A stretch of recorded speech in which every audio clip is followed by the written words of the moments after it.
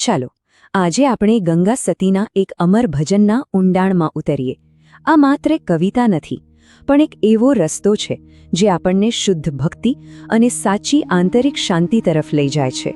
આ ભજન એવા દરેક સાધક માટે છે જે જીવનની ભાગદોડ વચ્ચે સ્થિરપાત અને શુદ્ધતાની શોધમાં છે. ચાલો આ આધ્યાત્મિક યાત્રાને ખૂબ જ શાંતિથી શરૂ કરીએ. આપણા જીવનમાં ઘણીવાર એવું બનતું હોય છે કે આપણે એમ માની લઈએ છીએ કે પૂજાપાઠ કરવાથી, મંદિરે જવાથી કે પછી વ્રત ઉપવાસ રાખવાથી ભક્તિ થઈ જાય છે. જુઓ, આ બધું કરવું સારું છે, પણ આ તો ભક્તિનું શરીર માત્ર છે. ભક્તિનો આત્મા તો કંઈક જુદો જ છે. જો હૃદયમાં જ શુદ્ધિ ન હોય તો આ બધી ક્રિયાઓ ખાલી રહી જાય છે અને જીવનના અંતે અફસોસ થાય છે કે આપણે જ્યાં પહોંચવાનું હતું ત્યાં તો પહોંચ્યા જ નહીં. અને બસ આ જ મૂંઝવણનો ઉકેલ ગંગા સતી આપણને આ ભજનમાં આપે છે. એ આપણને કહે છે કે ગભરાવાની કોઈ જરૂર નથી. જો રસ્તો ભૂલી ગયા હો તો આ રહ્યો નકશો. આ ભજન એક એવો સ્પષ્ટ અને સંપૂર્ણ નકશો છે જે આપણને શૂન્યથી શરૂ કરીને પરમાત્મા સુધી પહોંચવાના દરેક પગલાંનું માર્ગદર્શન આપે છે. તો ચાલો હવે આપણે આ યાત્રાનું પહેલું અને સૌથી મહત્વનું પગલું ભરીએ. યાદ રાખજો, આ એ પાયો છે જેના પર આધ્યાત્મિક જીવનની આખી ઇમારત ઊભી રહેવાની છે. જો પાયો મજબૂત હશે ને તો જ આગળની યાત્રા સફળ થશે. આ શબ્દોને આપણે ખૂબ જ ધ્યાનથી અને શાંતિથી સાંભળીએ. ગંગા સતી અહીં ભક્તિની શરૂઆત કેવી રીતે કરવી તેનો પાયાનો સિદ્ધાંત સમજાવે છે. ચાલો આ પંક્તિઓના ઊંડા અર્થને આપણે ધીમે ધીમે સમજીએ. આપણા શાસ્ત્રોમાં ભક્તિના 9 અલગ અલગ પ્રકાર બતાવ્યા છે, જેમ કે ભગવાનની કથા સાંભળવી, એમના ગુણગાન ગાવા, એમનું નામ જપવું, એમના ચરણોની સેવા કરવી. આ બધા ભક્તિના ખૂબ જ સુંદર રસ્તાઓ છે. પણ ગંગા સતી કહે છે કે આમાંથી કોઈ પણ રસ્તા પર ચાલતા પહેલા એક શરત પૂરી કરવી ખૂબ જ જરૂરી છે. અને એ પહેલી શરત છે નિર્મળ રહેવું. નિર્મળ એટલે શું? એકદમ શુદ્ધ, જેમાં કોઈ મેલ ન હોય. વિચારો કે જો કોઈ ગંદા વાસણમાં આપણે દૂધપાક ભરીએ તો શું એ શુદ્ધ રહેશે? ના, એ પણ બગડી જશે. બસ એવી જ રીતે જો આપણું મન કામ, ક્રોધ, લોભ, ઈર્ષ્યા જેવા વિકારોથી ભરેલું હોય તો એમાં ભક્તિ કેવી રીતે ટકી શકે? એટલે જ સાચી ભક્તિની શરૂઆત બહારથી નહીં પણ અંદરની સફાઈથી થાય છે. બીજી વાત, રાખવો વચનનો વિશ્વાસ.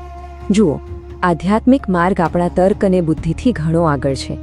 જેમ કોઈ અજાણ્યા જંગલમાં આપણે કોઈ જાણકાર વ્યક્તિ પર ભરોસો મૂકી દઈએ છીએ, તેમ આ માર્ગ પર સદ્ગુરુના શબ્દો પર પૂરેપૂરો વિશ્વાસ રાખવો પડે છે. આપણી બુદ્ધિ આપણને ભટકાવી શકે છે, પણ ગુરુનું વચન હંમેશા સાચો રસ્તો બતાવે છે. અને આ વિશ્વાસ કોઈ અંધશ્રદ્ધા નથી, પણ ઊંડી સમજણનું પરિણામ છે. અને અંતે સદ્ગુરુને પૂછીને પગલાં ભરવા અને થઈને રહેવું એના દાસ રે. આ તો શરણાગતિની પરાકાષ્ઠા છે. જ્યારે આપણે આપણું બધું જ, આપણી બુદ્ધિ, આપણો અહંકાર ગુરુના ચરણોમાં સોંપી દઈએ છીએ, ત્યારે આપણે હું કરું છું એ ભાવમાંથી મુક્ત થઈ જઈએ છીએ. દાસ બનીને રહેવાથી નિર્ણય લેવાનો ભાર અને ચિંતા બંને દૂર થઈ જાય છે અને ખરા અર્થમાં એ જ સાચી સ્વતંત્રતા છે. એકવાર શુદ્ધિ અને શરણાગતિનો પાયો મજબૂત થઈ જાય પછી આવે છે બીજું પગલું. આ પગલું આપણને એ શીખવે છે કે દુનિયામાં રહીને પણ દુનિયાથી અલિપ્ત કેવી રીતે રહેવું, સંસારમાં રહીને પોતાના મનને કેવી રીતે બચાવવું.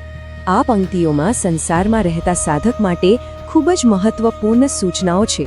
ચાલો આ પંક્તિઓના ગહેન અર્થને હવે સમજીએ. આ પ્રશ્ન દરેક સાધકના મનમાં ચોક્કસ ઉઠે છે. આપણે સંસારમાં જીવીએ છીએ, ખરું ને? આપણી આસપાસ કેટલીય સુંદર વસ્તુઓ છે, કેટલાય આકર્ષણો છે. આ રંગ અને રૂપ આપણું ધ્યાન સતત ભટકાવે છે. તો સવાલ એ છે કે આ બધાની વચ્ચે રહીને પણ મનને સ્થિર કેવી રીતે રાખવું? ગંગા સતી એનો ખૂબ જ સરળ અને સચોટ ઉપાય બતાવે છે. કરવો ભજનનો અભ્યાસ રે. અભ્યાસ એટલે કે સતત પ્રેક્ટિસ. જ્યારે મનને સતત ભગવાનના નામ સ્મરણમાં, એમના ભજનમાં વ્યસ્ત રાખવામાં આવે છે, ત્યારે એની પાસે બીજે ભટકવાનો સમય જ નથી રહેતો.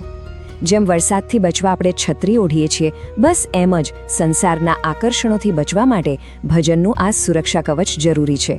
અને પછી આવે છે સૌથી મહત્વની વાત, તજી દેવી ફળ કેરી આશા રે. આપણે જીવનમાં દરેક કામ કોઈને કોઈ ફળની આશાએ કરીએ છીએ, ભક્તિ પણ ઘણીવાર એટલા માટે કરીએ છીએ કે ભગવાન આપણને સુખ આપે, સંપત્તિ આપે કે મોક્ષ આપે. પણ ગંગા સતી કહે છે કે સાચી ભક્તિ એ કોઈ સોદો નથી, એ તો શુદ્ધ પ્રેમ છે. જેમ એક માં પોતાના બાળકને કોઈ પણ અપેક્ષા વગર પ્રેમ કરે છે, બસ એમ જ ભક્તે કોઈ પણ ફળની આશા રાખ્યા વગર ભક્તિ કરવાની હોય છે. અને જે ક્ષણે આપણે ફળની અપેક્ષા છોડી દઈએ છીએ ત્યારે આપણી ભક્તિ નિષ્કામ ભક્તિ બની જાય છે. આનાથી મળે શું? આનાથી મળે છે મનની અપાર શાંતિ, પરિણામની ચિંતામાંથી મુક્તિ. આજના તણાવભર્યા જીવનમાં આ સમજ આપણને સાચી સ્વતંત્રતા અને આનંદનો અનુભવ કરાવે છે. હવે આપણે યાત્રાના ત્રીજા અને વધુ ઊંડા તબક્કામાં પ્રવેશ કરીએ છીએ. અહીં સાધક પોતાના હુંપણાને, પોતાના અહંકારને સંપૂર્ણપણે ઓગાળી દે છે અને પરમ સત્યનો અનુભવ કરવા માટે તૈયાર થાય છે. આ પંક્તિઓમાં સમર્પણનું અંતિમ સ્વરૂપ પ્રગટ થાય છે. અહીં અહંકારના વિસર્જનની અને શુદ્ધ ધ્યાનની વાત છે. ચાલો આ ગહન સત્યને સમજવાનો પ્રયત્ન કરીએ. જીવનનું સૌથી મોટું સત્ય આ બે જ શબ્દોમાં સમાયેલું છે: દાતા અને ભોગતા હરિ. આપણને હંમેશા એવું લાગે છે કે મેં આ કર્યું, મેં આ મેળવ્યું, પણ સત્ય એ છે કે આપનાર પણ ઈશ્વર છે અને એને ભોગવનાર પણ એ જ છે. આપણે તો માત્ર એક માધ્યમ છીએ, એક વાંસળીની જેમ. વાંસળીમાંથી સુંદર સૂર નીકળે છે, પણ એ સૂર તો વગાડનારનો હોય છે, વાંસળીનો નહીં. આ સમજ આવતા જ અહંકાર શૂન્ય થઈ જાય છે. અને જ્યાં સુધી હું કરું છું એવો ભાવ હોય ત્યાં સુધી ધ્યાન લાગી જ ન શકે. મનમાં સતત વિચારો ચાલ્યા જ કરે.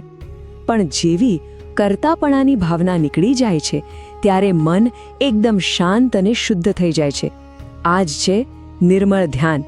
આ કોઈ ક્રિયા નથી, પણ એક અવસ્થા છે. વિચારોથી સંપૂર્ણ મુક્ત, શાંત અને આનંદમય અવસ્થા.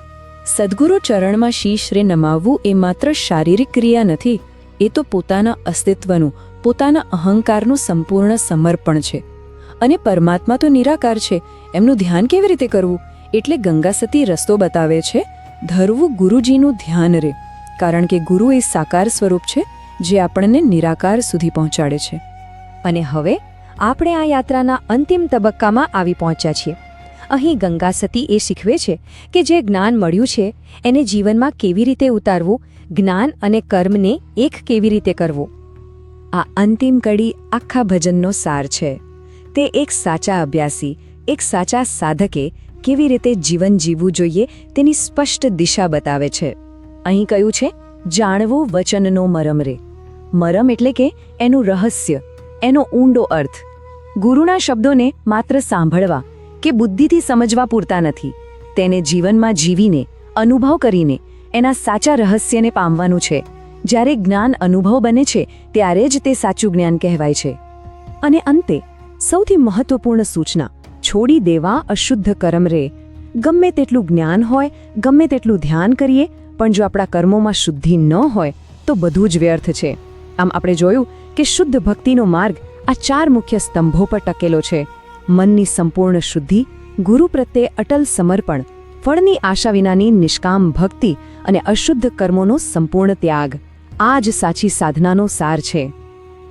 ગંગા સતીનું આ ભજન આપણને માત્ર જ્ઞાન નથી આપતું, પણ એક સંપૂર્ણ જીવનશૈલી શીખવે છે. હવે શાંતિથી વિચારવા જેવો પ્રશ્ન એ છે કે આ 4 પગલાંમાંથી આપણા પોતાના જીવનમાં કયું પગલું ભરવું સૌથી વધુ પડકારજનક લાગે છે? મનની શુદ્ધિ, સંપૂર્ણ શરણાગતિ, ફળની આશાનો ત્યાગ કે પછી અશુદ્ધ કર્મો છોડવા? આ પ્રશ્ન પર ઊંડાણપૂર્વક મનન કરવું એ જ સાચી સાધનાની શરૂઆત છે.